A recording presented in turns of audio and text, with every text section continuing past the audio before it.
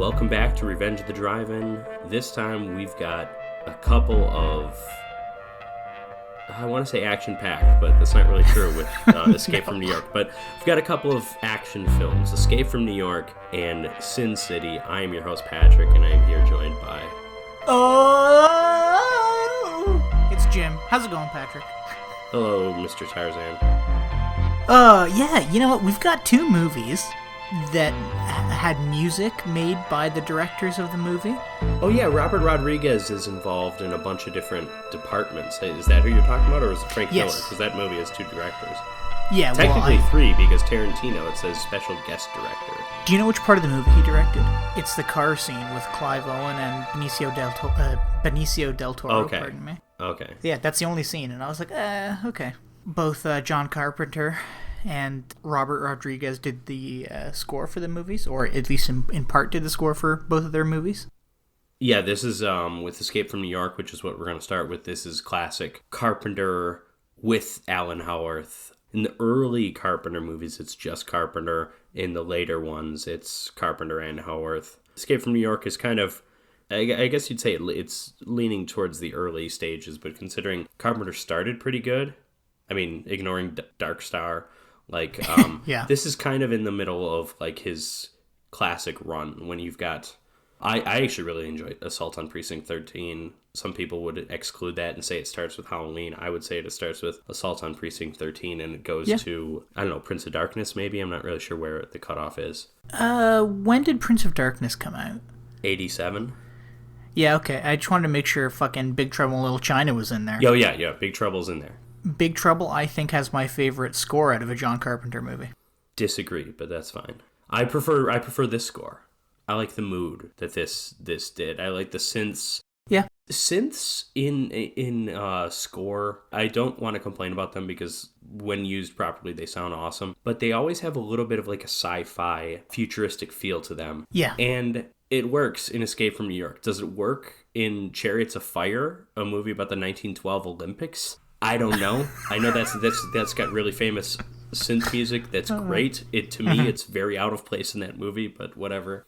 But yeah, Escape from New York. The year is 1981. No, wait, it's 1997. But before it's 1997, it's actually 1988 because in 1988, crime has risen 400%. And the solution to this, or at least not really a solution, more just like a Band-Aid, is, you know what, we're going to wall off Manhattan and make Manhattan a prison. Which is also the dumbest idea ever committed to film. Why would you pick Manhattan? Right? I know. It's so dumb, but it's like, it's perfect, though, in a way. Like, it's dumb, but really, really fun. Well, yeah, and I like it. Obviously at this point in time in real life and in the movie, the World Trade Center still exists. Yeah, the World Trade Center is heavily featured in the film. Yeah, and then you think, oh, yeah, the World Trade Center is now in a fucking giant Manhattan prison in 1997. Like, why? Why would you choose this place? I don't know. I'm just thinking, so Escape from New York, it's a pretty low-budget movie. It's an independent movie. I think the film is really good about being creative in what they can show of New York and obviously what they can't. A lot of great use of some fantastic matte paintings of the New York skyline. Yeah. There's that scene in the overrun Central Park where the helicopter's coming in, and there's a brilliant matte painting showing like the Central Park West in the background, and then they cut to a reverse shot with the helicopter landing and there's just no buildings. It's like, what are you doing? You're doing a great job with the matte paintings. You just forgot them this shot? Yeah.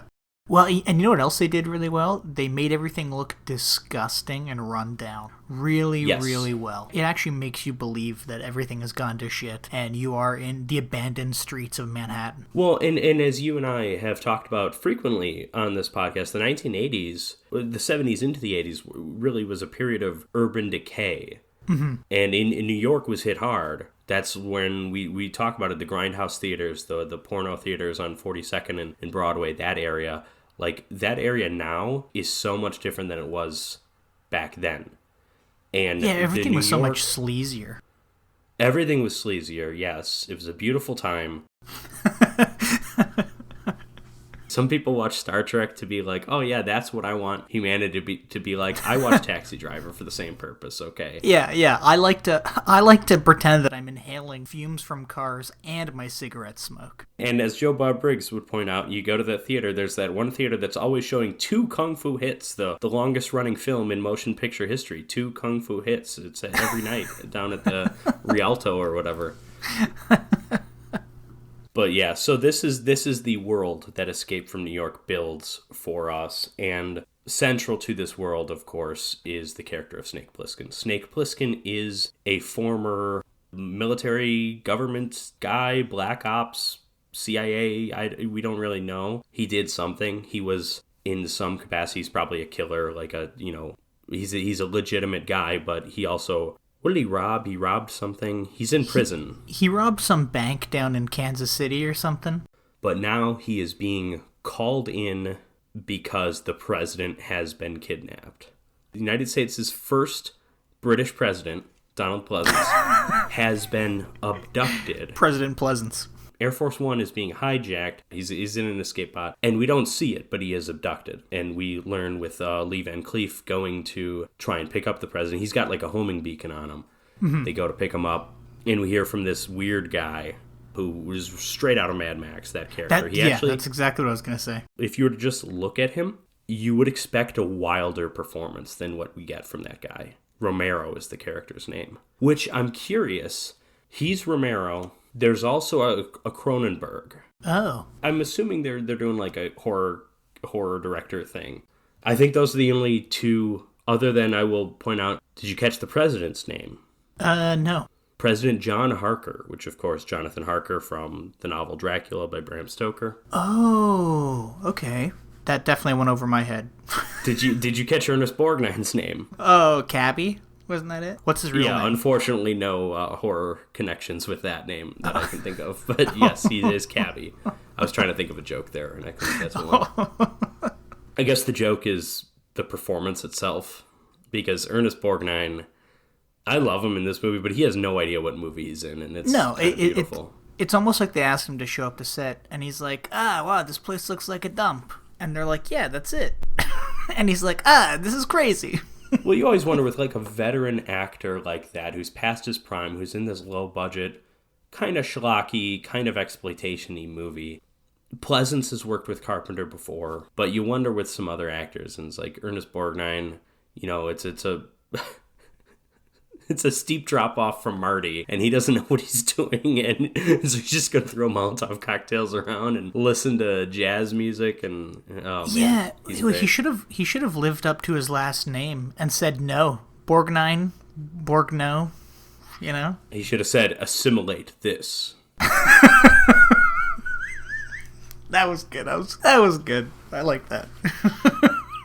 So Snake Plissken, Kurt Russell, of course. Worth noting that this is, I think we today, because Kurt Russell has been a figure in our lives for so long, mm-hmm. we kind of forget that he started as like a Disney star.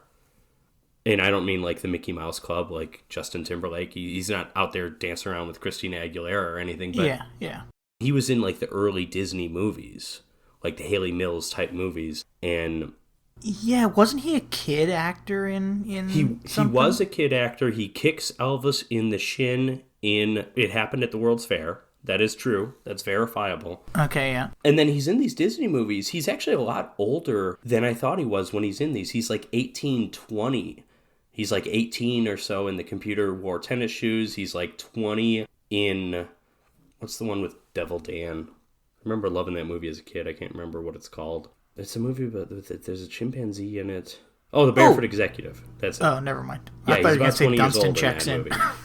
Yeah, well, Dunstan Checks In is a classic. That's an orangutan, though. Yeah. I also loved that movie as a kid. I had notoriously bad taste as a child. What can I say? Why do you think we're doing this podcast?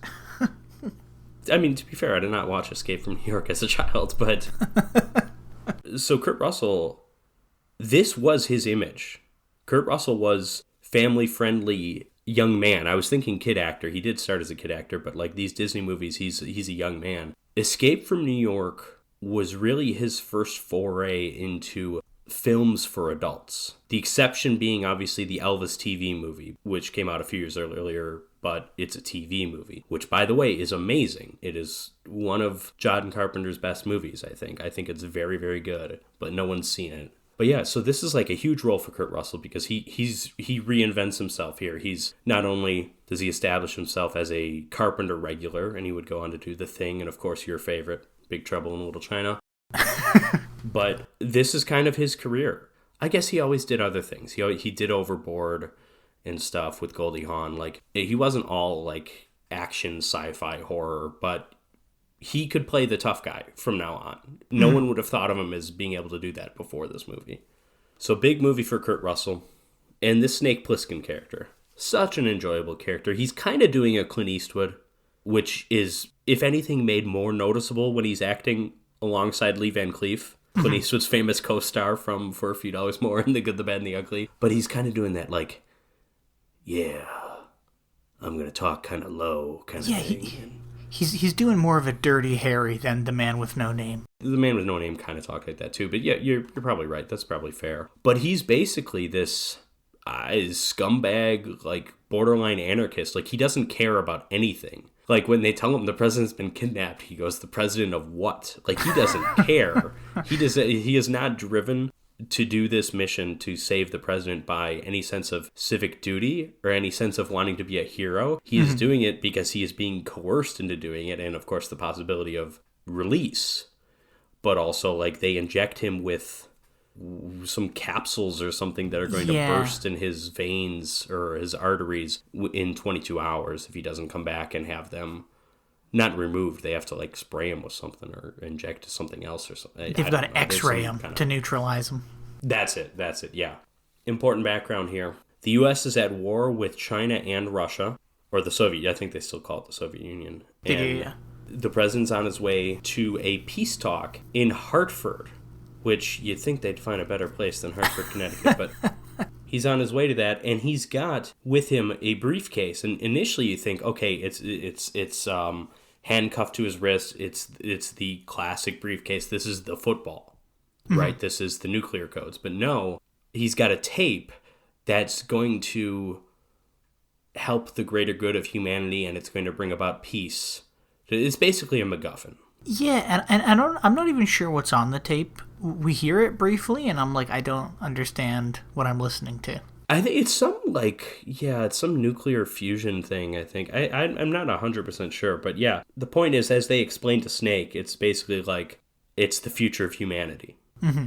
And it's like, you save the president, sure, you save the president, that you save this, you save this country from grieving the death of this short, bald president, this egg-headed president, but we also can, like, save the world, because, like, a war against China and Russia, we never see anything really outside of the New York, New Jersey / Liberty Island area, but presumably the world is chaotic. It's not good. Like, this is a world war, I assume.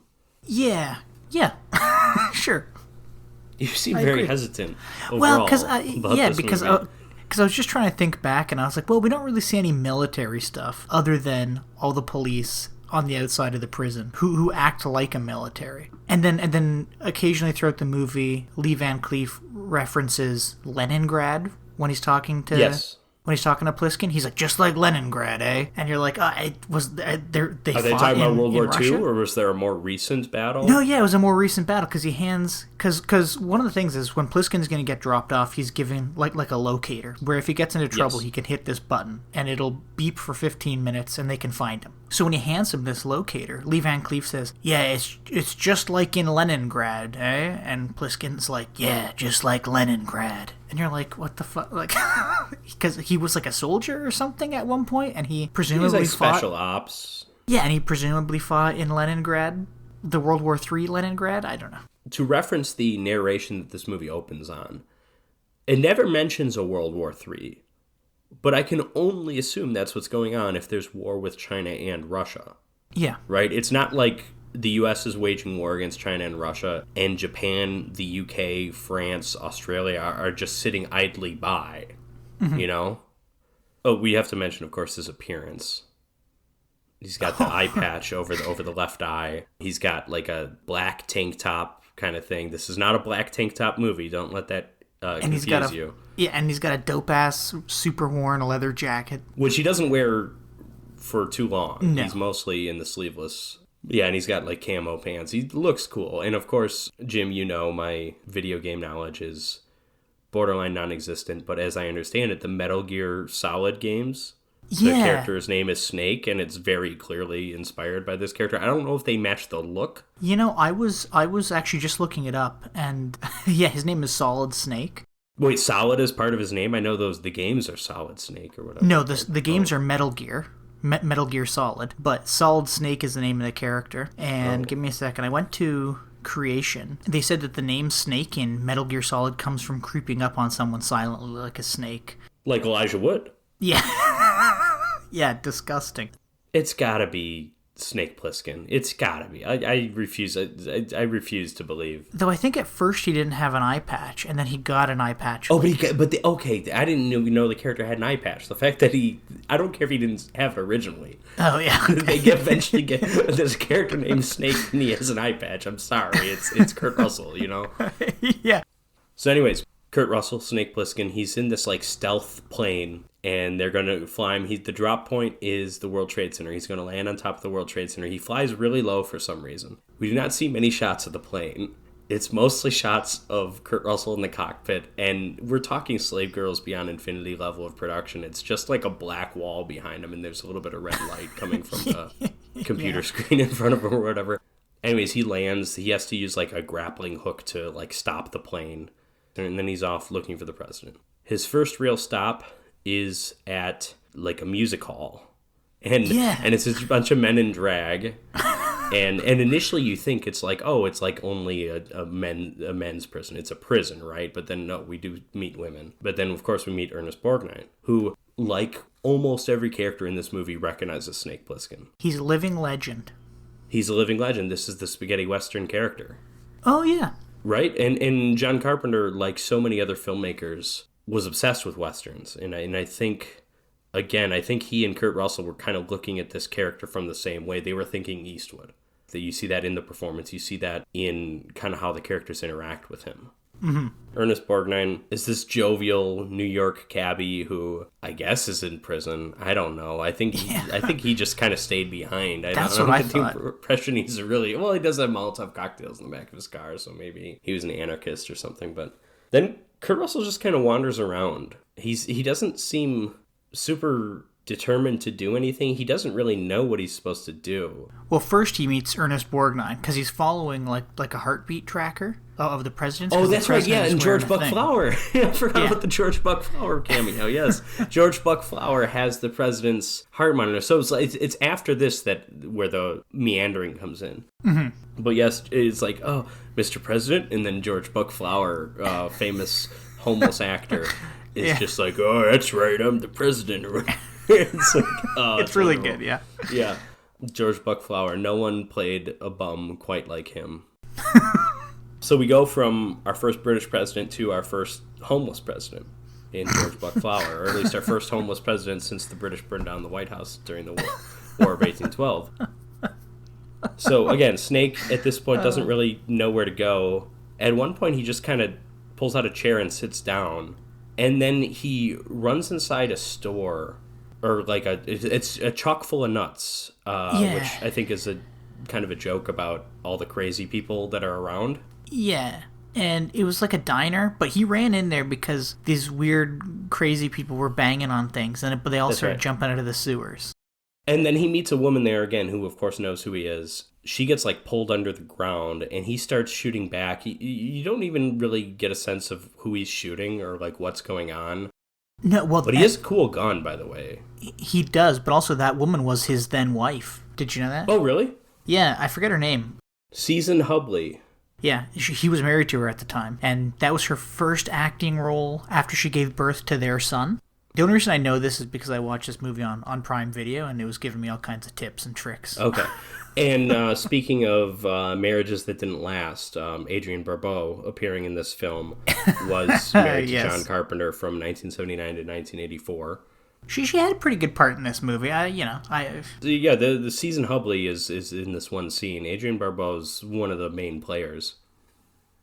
Yeah, anyways, Kurt Russell's gun, it's like kind of halfway between like a sidearm and what do you call a non-sidearm? Like a two-handed gun? I don't know. Well, We have a term for a it's sidearm. almost like a submachine gun. It's like a little automatic pistol or something that he's whipping around. Yeah. It's slight ooze when you see it up close. It's got like it's a little bit like an Uzi kind of.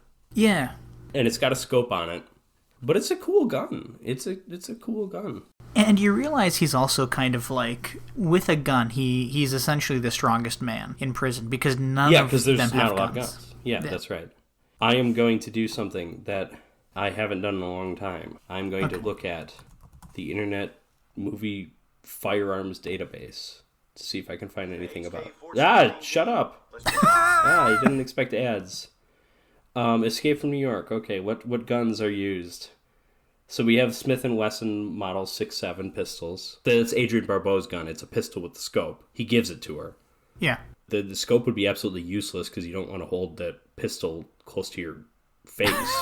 Yeah, right over your eye. And then, it's a submachine gun, it looks like. It's a modified MAC-10. So it's a submachine gun, kind of Uzi looking, but that's fitted with the scope. Okay, yeah. The cops at Liberty Island have M16s, it looks like. So eventually we see the president kill someone with an M16. Yeah, which is, I think my favorite scene in this movie. That is, again, this movie's dumb. That is, like, one of the dumbest things I've ever seen in a movie when the president kills someone. Number one, the Duke. Yeah, oh my God. So, Kurt Russell, he does all this running around. He's being chased, and Cabby saves him with the cab, and then he throws a Molotov cocktail, and that like gives them time. And then Snake threatens Cabby, and he's like, "Hey, I need to find the president." And Cabby's like, "Oh, well, the Duke's got him. Everybody knows the Duke's got him." And it's like, "Okay, who's this Duke? I got to meet this Duke." But then he has to take him to the Brain first, because the Brain has some kind of working relationship with the Duke. Doesn't work directly for the Duke, but kind of. Yeah, but they have some mutual interests, or the Duke just kind of rules New York. He's a number one. The Duke is the Duke of New York. He's a number one. So the Brain, and I don't remember what's Adrienne Barbeau's name is Maggie. Maggie works for the Brain. Again, Brain knows Snake. Snake refuses to call him Brain. He calls him Harold, I think, or does he call him by his last name? I don't know. No, he calls him Harold because Harold was presumably part of the group of people that robbed this bank in Kansas City and left Snake to get caught. That's what he says. He's like, you didn't wait for us outside of the bank. And yet he was convicted and sentenced before Snake was, so I don't know. Yeah, maybe he was caught and Snake joined the army and then he went to Leningrad. I don't know, dude.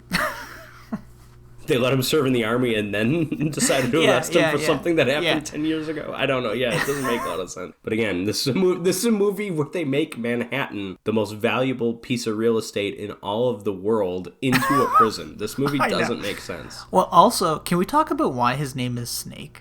He's got a cobra tattoo. Yeah, he's got a fucking cobra tattoo. Or did he get that because his name's already Snake? Which was chicken or the egg? Snake or the egg? Also Snake or the Quentin Tarantino egg out of the snake that he's going to cook sukiyaki in. But anyways, somehow Brain has the plans. So part of what's keeping everyone on Manhattan, is the bridges have all been mined. We see these mines have fairly minimal effects when we actually see them go off, but for some reason Brain has the plans that detail where the mines are. And the Duke really wants these plans because the whole reason they have the president with them is they are going to march their way across the 69th Street Bridge, which is a fictional bridge, and into their freedom, and they're going to use the president as a hostage. But they need the plans in order to do that, even though Snake doesn't really listen to the plans as he's driving across the bridge. And when the one moment he does listen is when they hit a mine. So I don't know how necessary these plans are. And then the Brain, he follows his own plans and steps on a mine. Yeah, that's true. That's true. Anyways, they're on their way to find the Duke, but they get chased down by a bunch of people. They also have to hide from the Duke when they see him. When they see him drive by, he's got a car that's outfitted with chandeliers. And it's really cool. It looks like a classic pimp mobile. Yeah, it's like a big Cadillac or something with these two Yeah, it's a chandeliers stylized hanging off pimp the front ends. mobile is what I would call it. So they have to hide from him, but then they also have to find him, or they have to find the president, and he's being held at Grand Central Terminal, but they have to take Broadway, and they don't want to take Broadway. And he's like, why don't we want to take Broadway? And it's because there's a bunch of weirdos on Broadway who throw a bunch of stuff at the car. They jump on top of it. And then there's also this wall of cars that they actually end up reversing through. And they get through that. They get to the train terminal where the president is. But then Snake gets shot in the leg and they capture him. And, So then we catch back up the president. I like the performance from Donald Pleasance here. Very clearly tired and annoyed. And he's gone through some shit. We can see that. And he's like chained up to the wall, and he's got to say, "You are the Duke of New York, #1." He's got to do all that stuff, or he'll get shot. All that stuff. They shoot at him a bunch of times and actually open up the briefcase and presumably take the tape. And then Snake, who's injured, he's got the injured leg, they put him in a big boxing ring, a wrestling ring, and they're going to have him fight the Duke's champion to the death, like a classic gladiatorial thing. They start with just baseball bats, but then eventually graduate to baseball bats with nails on them, like the classic zombie weapon. And the guy Snake is fighting is twice his size, of course. Although, still like my odds for Kurt Russell here, because Kurt Russell, of course, can handle a baseball bat. He is a former minor league baseball player. Oh. Well, you know what Donald Pleasance was, I guess. Was a baseball? No. His head?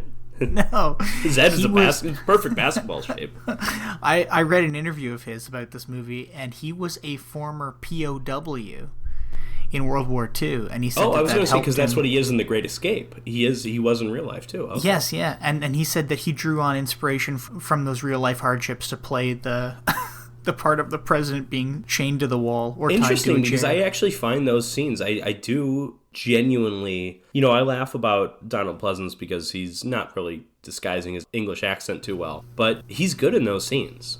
He's a good actor. So that's great, but this fight with the baseball bats, they do get trash can lids as shields. Which is pretty awesome.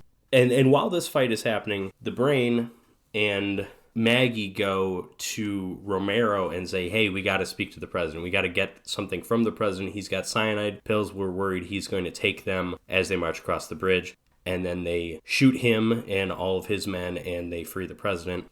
And Kurt Russell eventually wins his fight. Baseball bat with nails to the back of this giant man's head. And Kurt Russell notices his bracelet that has the little 15-minute distress monitor thing on someone else, and he presses that button so that Tom Atkins and Charles Cyphers and Lee Van Cleef, all those guys, can see where he is and they can go send someone to help him. Word gets out to the crowd at this gladiatorial arena that the president's gone, so, all hell breaks loose. Snake races back to the World Trade Center to find the president, Maggie, and Brain all on top of it, but then just a bunch of Mad Max looters dump the plane over the edge of it. So it's like, okay, we can't use the plane. Hey, Brain, let's take your car. But hidden inside the car's trunk, or hood, is one of the Duke's men, and so the Duke seemingly has them captured. We haven't mentioned who plays the Duke, by the way. It's Isaac Hayes, legendary songwriter, accomplished recording artist, of course. Hot Buttered Soul, one of the best soul albums ever. I didn't the music realize. from Shaft. Oh, yeah. He is only the third African American to win an Academy Award in a competitive category. You had Hattie McDaniel for Gone with the Wind, then you had Sidney Poitier, and then it was him for Best Original Song, theme from Shaft. Wow. It's kind of crazy. Great song, by the way. Damn right. Anyways, where were we? Oh, so you mentioned Snake's kind of the only one with a gun. Yeah. But we do get crossbows because the guy hidden in the hood has a crossbow. And Snake is able to free them by shooting something that kind of sends off steam. And they're able to take Cabby's car. Cabby's there, but they just shove him out of the way and Snake drives. And they keep telling him to slow down because, the mines and everything. And Brain, who we haven't mentioned, is Harry Dean Stanton, of course, classic character actor. Yeah. Giving him directions, but Snake's not really listening to them. And the Duke of New York is giving chase in his pimpmobile. And yeah. they eventually hit a mine. As I mentioned, the mine's relatively minimal effectiveness, but this one does blow the car in half, and Ernest Borgnine, cabbie, dies, unfortunately. This reminded me a bit. I don't know why. I mean, I do know why, because it's a washed-up elderly actor, but it reminded me of Winston's death in The Mummy. I know. Right? I kind of thought Where the it's same just like thing. we made it through all this crap, and then it's like, oh, everyone's okay? And then it's like, oh, Ernest Borgnine's dead. Yeah, except Winston went out in like a blaze of glory. Like it was. Oh man, what a character! Dude, he was such a great guy. Again, He's stepping the in that best. fountain. I would have loved to hang out with him. Yeah, and again, I don't know why they made him a World War I veteran when he would have been about 70 during World War I. That movie. I know. It's like, yeah, because didn't the movie take place like 1922 or something? Yeah, it's like the 20s. He would have been like a Crimean War veteran or something. You think he's out running the Red Baron? No, he's stuck on the ground. Anyways, they continue on foot. Harry Dean Stanton, of course, steps on a mine, blows up, and then Maggie stays behind, and she takes Snake's gun, and she's able to shoot into the Duke's car as it approaches, and so the Duke's car crashes into a car that basically crushes her. Mm-hmm. Snake gets to the wall, with the Snake and the president get to the wall, and I guess it's like a 50-foot wall, and they have to slide down a harness. The president, of course, goes first, and they pull him up. And then the Duke comes, and the Duke's got a gun. He's shooting at them, but then a couple of armed soldiers or armed cops on top of the wall with their M16s fire back, but they both get shot. And it looks like they're not even going to send the harness down for Snake. It looks like they're just going to abandon him. But then the president of the United States picks up his M16 and shoots the Duke of New York to death while screaming, "You're the Duke of New York! Hey, number one!" It's so great. How many times did he shoot him, Jim? Oh, I don't know. He a million times. No, that was an "I shot him 6 times" setup for classic Donald Pleasance. But yeah. Hold on, ask me again. No, no, we're leaving that. And they end up pulling Snake up, and that one scientist guy is like getting ready to go do the X-ray thing on Snake, literally in like the last seconds of the 22 hours that he had. But Lee Van Cleef stops him and insists that he gets the tape first, and he gives him the tape, and then they X-ray him. And I guess I missed a crucial detail about the tape earlier, but we'll get to it. So Snake is safe. He's now a free man. Lee Van Cleef actually offers him a job and says, like, hey, we make a pretty good team. But then he just walks off. And he actually goes to see the president. The president, they're giving him a shave, and they're, like, making him up and stuff because he's going to go on, like, a live press conference. Or he's going to, video into this Hartford summit with an inspiring message of peace, which is what's on that tape. Snake comes up to him, and he thanks Snake, but then Snake says something about, like, we lost a lot of people helping you along the way. And the president isn't really sincere about feeling bad about those people, and he's just like, oh yeah, I'm very grateful to them too, or whatever, Yeah. So then Snake just, like, walks off, and he's just like, okay, that's fine, whatever. And then as he walks off, then, of course, the live press conference thing starts, and that's when he plays the tape, but it plays big band jazz music. It plays Ernest Borgnine's favorite cab music because Snake had switched the tapes in the cab, and Snake pulls out the actual tape and rips it apart. And that is how the movie ends. So, Escape from New York. Jim, what are your thoughts? Well, it's a fun movie. yeah, like it's a great fun ending, movie. by the way. Great ending, but I was kind of like at the ending because the president does seem relatively genuine. He seems genuine to Snake, but he seems like he doesn't care about the others. But I will also push back a bit, though. It's like he's talking about, like, oh, we lost, like when Snake says, like, oh, we lost a lot of people on the way. It's like they lost 3. Yeah, and one of them is Ernest Borgnine, 1 foot in the grave already. Like, I don't know.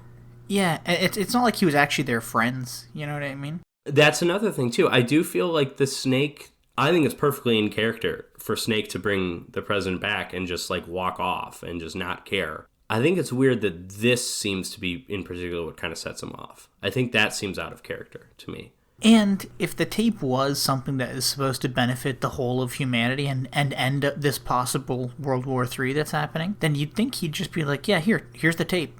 Sort it out. Goodbye. Yeah, because that could still be in character, too. It's like, yeah, I still don't care, but here it is.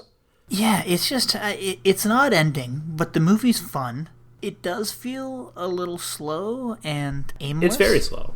It's very slow, and at times it's very aimless, yes. Yeah, and I'm really thinking about that whole bit after he finds George Buckflower. And then just wanders around almost getting eaten by cannibals and things, you know? You're just like, why? Why is this happening? Yeah, and the action, there's not a lot of action in this movie for it to be, it's sci-fi action classic or whatever. The action that we do get, especially in that portion of the film, is kind of lame. It's just like he shoots a few times and we're not even really sure who he's shooting at. It's just kind of like dark figures. And it's like the coolest thing he does is he shoots a hole in a cardboard wall and runs through it. Yeah. Well, or he also blows somebody's hand off, which is pretty cool too. Again, this is not John Wick. Okay? This is an action movie made, I think, by a director that really doesn't have a sensibility for action movies. I mean, I still think it's a good movie, but I don't think its strengths are its action. I think the strengths... In overall, this movie is greater than the sum of its parts. I think if you look at all these different things in the movie individually, it's like, oh, they're all these things that are like, okay. Yeah. But then somehow it all together it works. And part of that's the strength of the premise, because as dumb as the premise is, it is a great premise. President is kidnapped. New York is a prison, or Manhattan is. And it's kind of a Die Hard scenario. Like a relatively normal guy has to go in against all these criminals. And of course, and it's not a true Die Hard scenario because, for a number of reasons. But you know what I don't understand, though? And again, I'm going to bring up Big Trouble in Little China because that's my favorite John Carpenter movie. I will say that's a significantly better action film than this. I like the action in that movie is actually good. Yeah, it is. And I can understand how something like Big Trouble in Little China becomes a cult classic because it's got like a weird story. It's got Kurt Russell doing actiony things, doing a very kind of Clint Eastwood in that as well. John Wayne in that one. He's John Wayne, doing sorry, John you're Wayne, right. For sure. It's got, like, kung fu stuff. It's got this magical spirituality thing. Mm-hmm. And it has, like, lots of puppets and monsters and things. And a lot of humor, too. There's not really humor in Escape from New York. Exactly. At least not the same way. But Escape from New York is so slow. The story isn't that complicated. And they managed to kind of drag it out over that hour and a half mark. And I'm not going to say it's a bad movie, but it's nowhere near as exciting or interesting as something like Big Trouble is. And I don't understand how Escape from New York is a cult classic as well. I mean, it's a neat movie. I'm not going to call it... I would say, first of all, it's not really a cult classic because this movie did fairly well. Really? It's a $6 million budget. It made $50 million. That's a sizable hit. It's not Ghostbusters. It's not a blockbuster. But it funded Carpenter's next movie. Yeah, The Thing, which flopped miserably, of course, but yes. Which I think is a better movie than Escape from New York. The Thing is John Carpenter's best movie. I don't really think that's up for debate. No, but and again, like, I'm not even calling Escape from New York a bad movie. I'm just saying it's not exciting. It's just a bunch of characters kind of wandering around this desolate, destroyed world. Right. And here's the thing. I agree with everything you said. Mm-hmm. It's not a very exciting movie. It is just these characters wandering around the world. Here's where the movie works. The character and the world. I think those two things are really great. I think Snake is a really compelling character. It's this throwback to the spaghetti western hero. It's the man of few words. His reputation precedes him. Yeah. He's the good guy. He's the hero here, but he doesn't really want to be. And I think Kurt Russell plays that well. I think that character is written well. I think they give him an iconic look too, which doesn't hurt. I mean, look at how much mileage Indiana Jones has gotten off that fucking fedora and the leather jacket. Like, the look is a huge part of that. So we have the character, which is really good, which is better than the movie, and we have the world too, which is weirdly compelling. So I'm actually surprised how infrequently we've brought up Mad Max here. But this is a Mad Max world. This is not a literal Mad Max ripoff the way some of those Italian movies were. which Italy was also ripping off Escape from New York shortly after this too, so don't worry. But this has these characters removed from the social order. I prefer these characters to Mad Max because Mad Max brings with it the weird performances. Yeah. They have the weird looking characters. I'm okay with weird looks. I draw the line at weird performances. Yeah, I feel you. I don't like, oh, what a day, what a lovely day. I don't like that stuff. I like Romero. I like the weird hair, and he does that weird thing with his mouth at one point, and that's like he's otherwise a fairly normal person. Yeah.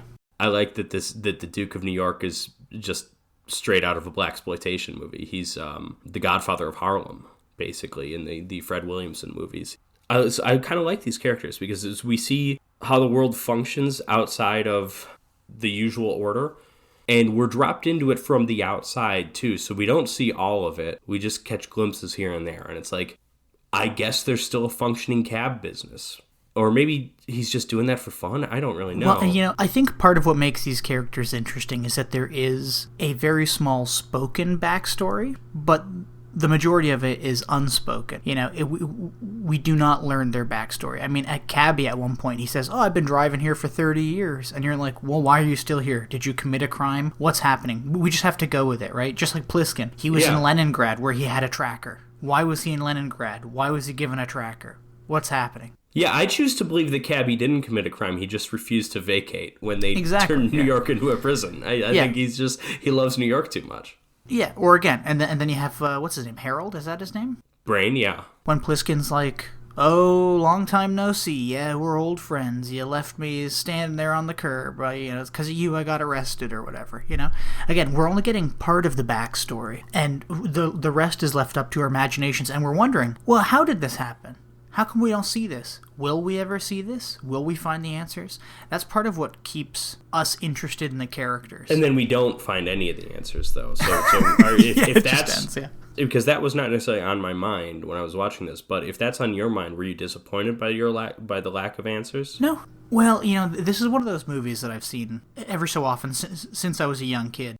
Because I know what the movie is and how it ends, I've never really been disappointed. I mean, as a kid, I might have been a little confused, but I've never been disappointed by this movie. But I'm wondering, if that is the way somebody could feel if they're watching this for the first time as like a 30-year-old, How come these things weren't fleshed out? Why am I asking these questions? I don't understand. Well, in the way I view this movie, too, is I think this is just a very...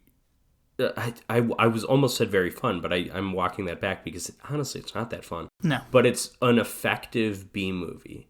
It's a B-movie premise. Mm-hmm. It's done on a high-grade B-movie budget. They make the most of it. They do what they can with the matte paintings, with the effects.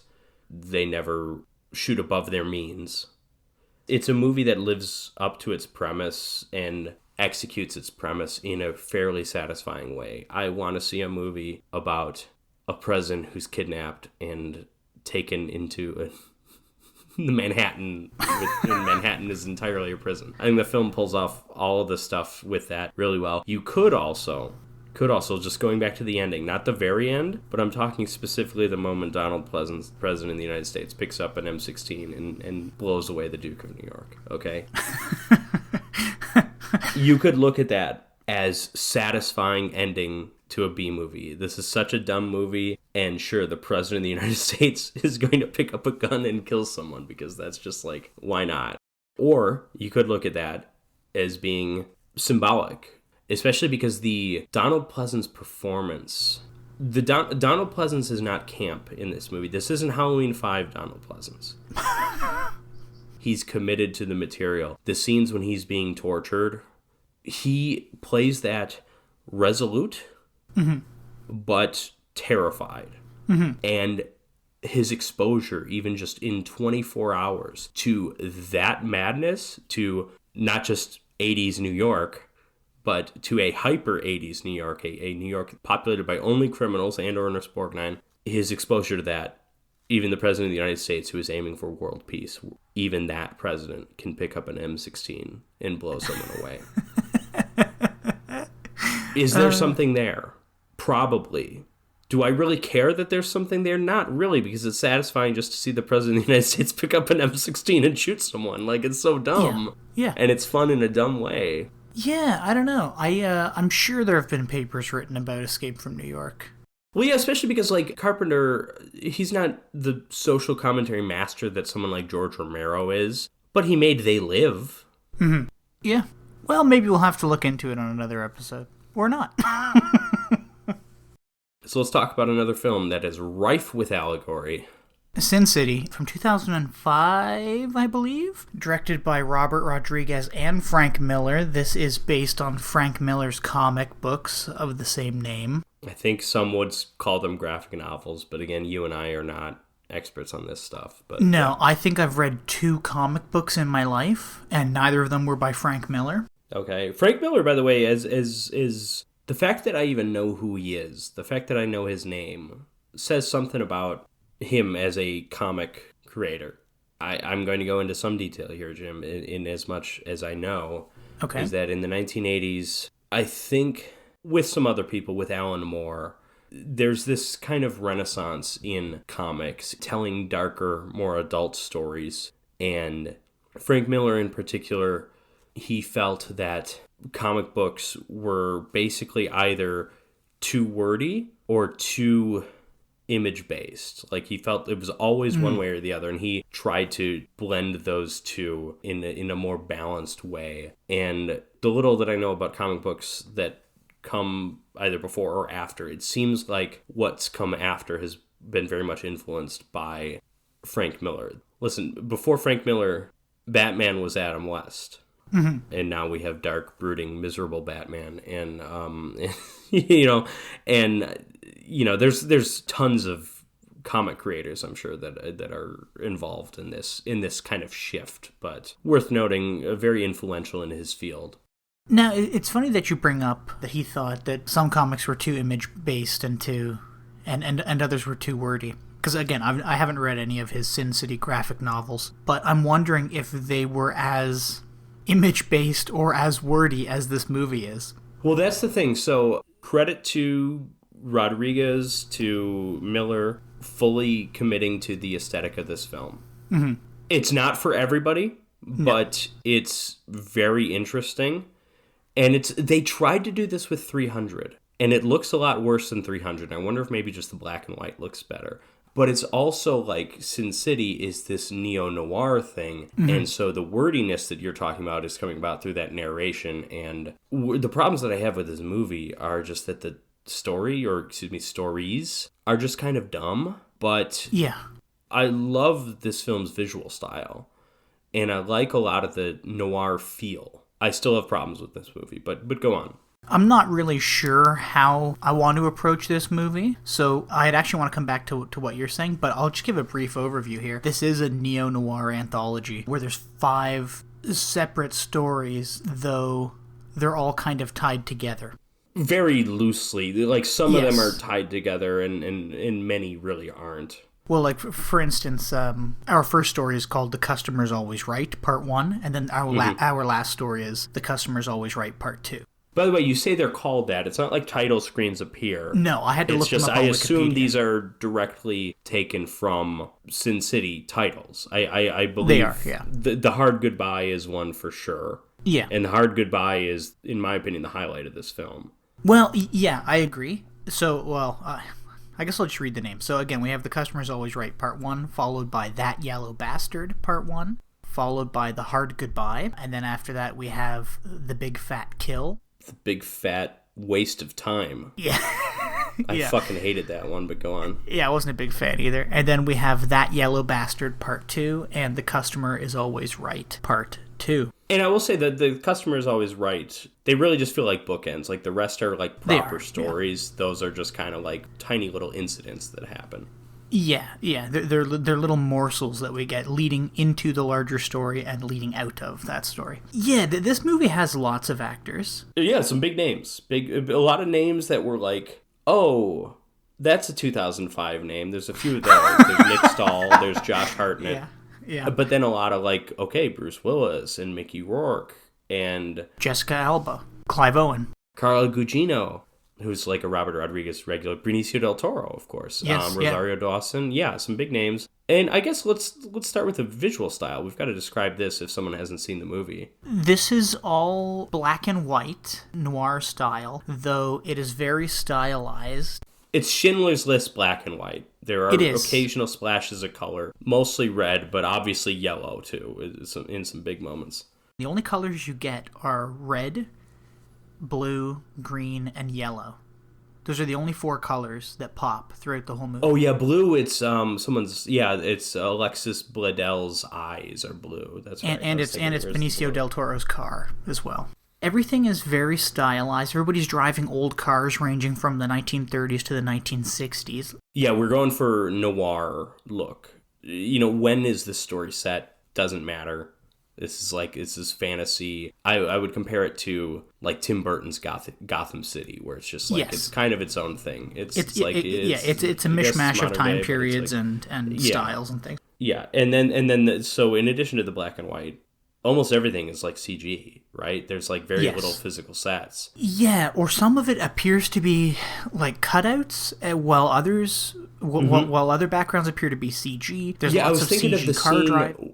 Of the scene when the yellow bastard is getting out of the car and we have the silhouettes of Bruce Willis and Jessica Alba inside the motel, and it's like that looks very, very artificial. Yeah, and again, it's really hard to tell because it's not just that everything's black and white, because I don't think it was filmed in black and white. I think everything was color graded. I would guess that's the case, yes. Which makes it really hard to distinguish between what's real, like what's an actual physical set and what's CG in the movie. I think that's what works, as opposed to something like a Star Wars prequel, which this was the era of the Star Wars prequels. Everything is blended far better. Yeah.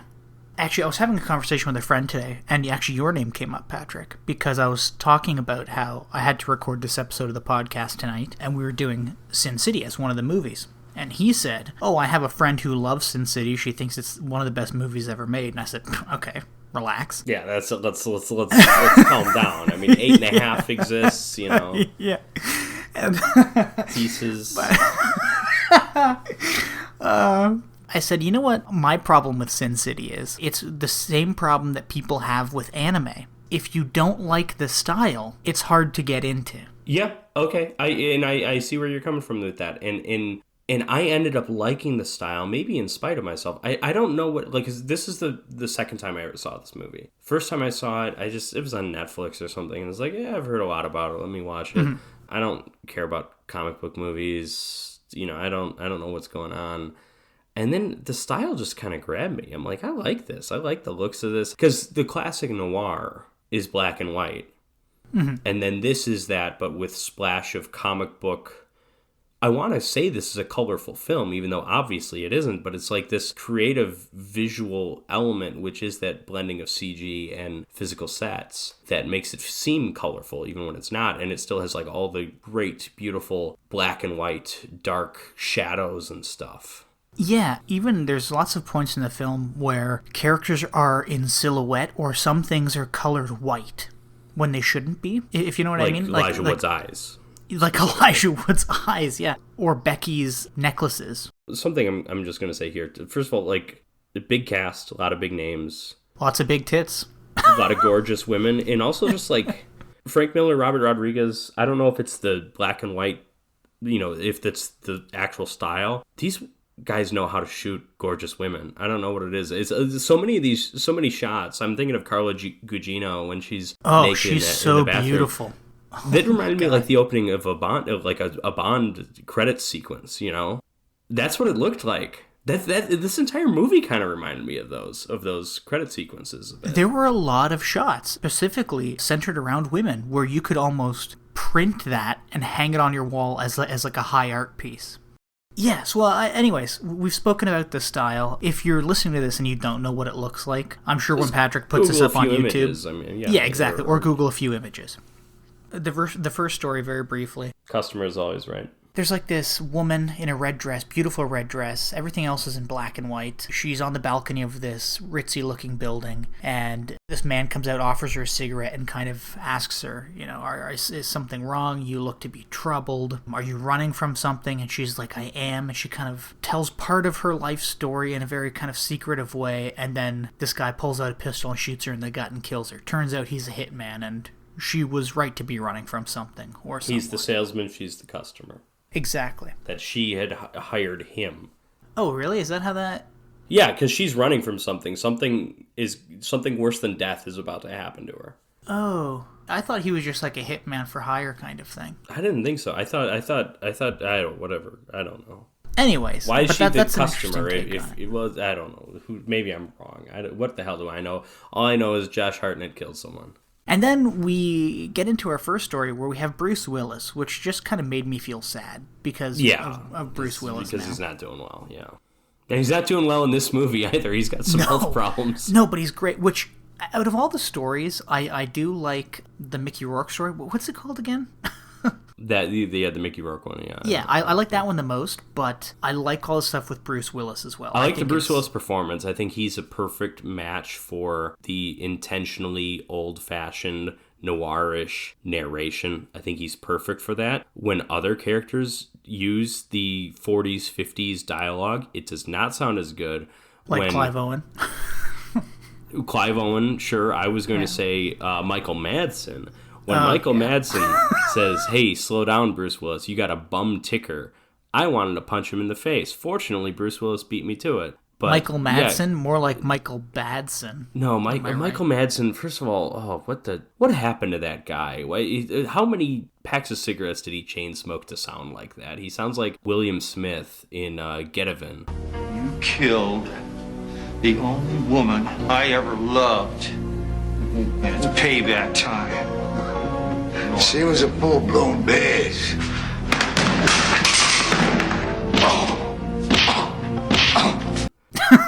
And oh man, it's also as a person, he looks like he's melted in more recent years. In more recent years, I was going to say that could be the Sin City style. I don't know, because Nick Stahl is not looking too good either. But no. So Bruce Willis is this cop named Hartigan. He's about to retire. Classic early retirement. It's being forced on him, but he's going to do this one last job. And it's kind of being forced on him, too, because of all of his health issues. He's been diagnosed with angina. He's got a bum ticker. Yeah, and like you said, Michael Madsen tells him to, relax, to give up the chase, and Bruce Willis clocks him right in the fucking face and knocks him out. But this one last case that he's working on is to catch, this serial rapist, this serial child rapist. Yeah. He's actually hunting down this 11-year-old girl named Nancy. Well, he's hunting down the kidnapper of the 11-year-old You're right, yeah, girl, you're right. Sure. He's looking for the girl. Yeah. It takes a very dark turn. Yeah. So they're on the docks somewhere near the water.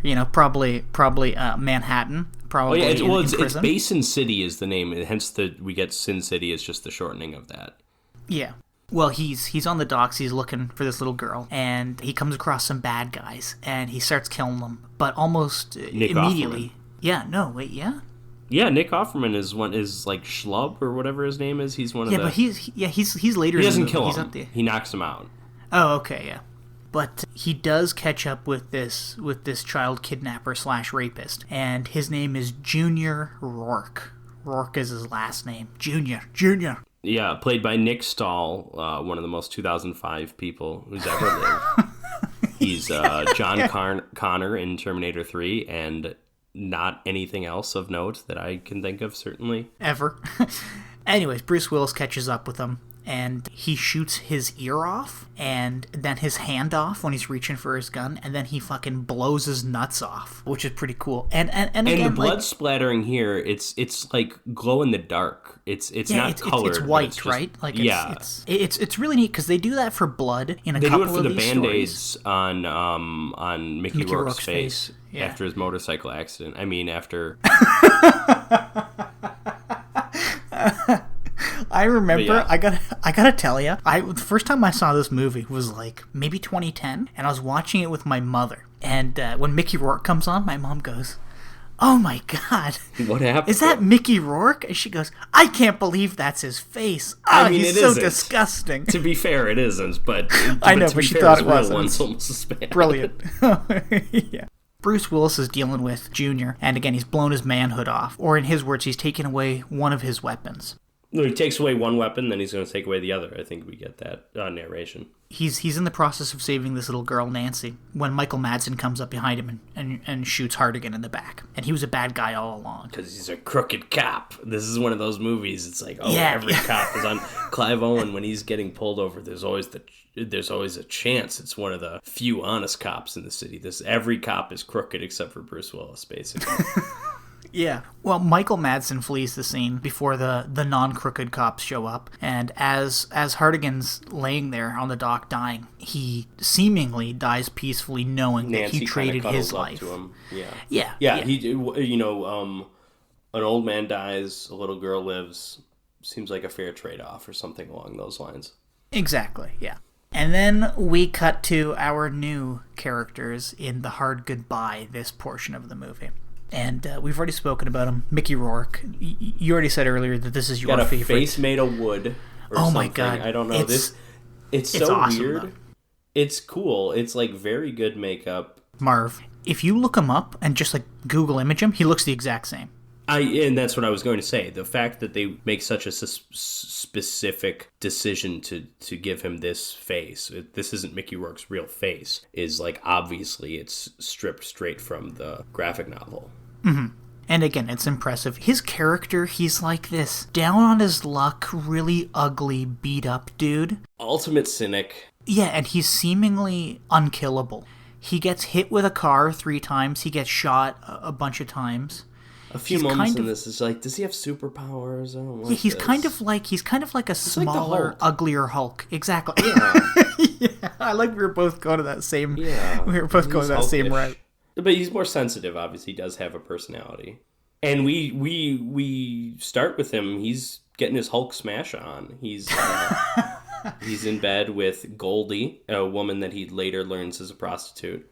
She's absolutely gorgeous. Her blonde hair is on display in this scene, and I think they're red bedspread too. So that's kind of neat stylistically. But when he wakes up, he rolls over and he finds her dead. And the cops are on their way to his apartment to arrest him, which he immediately knows he's being set up because he just woke up and found her dead. How do the cops know that she's dead? We do see a figure with white eyes shining through his glasses open the door.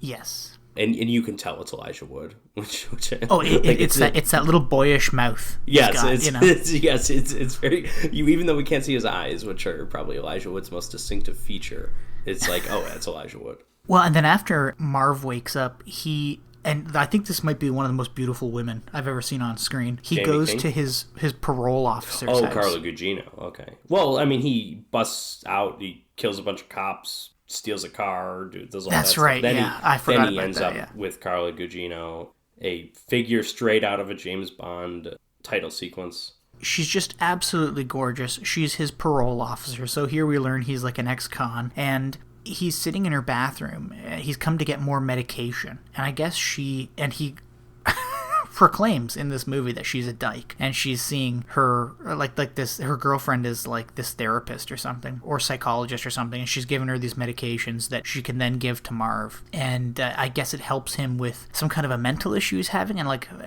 hallucinations.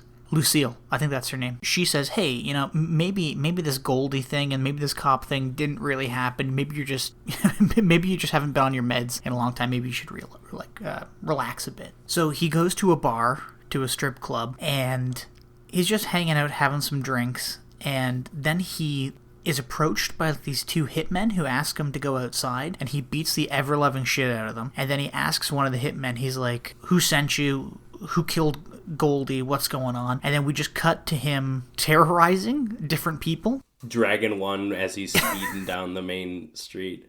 Yeah, which really looked like a panel out of a comic book. It absolutely did, yes. Because he's got like his face like pressed against the road. He's driving like 100 kilometers an hour, and his legs are flying up in the air behind him like he's being hung from like a heavenly cord or something, he does wind up at this church in the confession booth to speak with like this corrupt priest. He learns from this priest that the person really behind all of this is Cardinal Rourke, who is part of the Rourke family. Yeah, weird. Yeah. Who Related Junior to, Rourke yeah. again, you know? And he's behind all of this. So Marv kills the priest and leaves, and as he's about to hop into his car, a woman who looks exactly like Goldie swings by in her car and runs him over 3 times, knocking him into the air. And he gets up off the ground and he goes, that can't be Goldie. That was just a hallucination.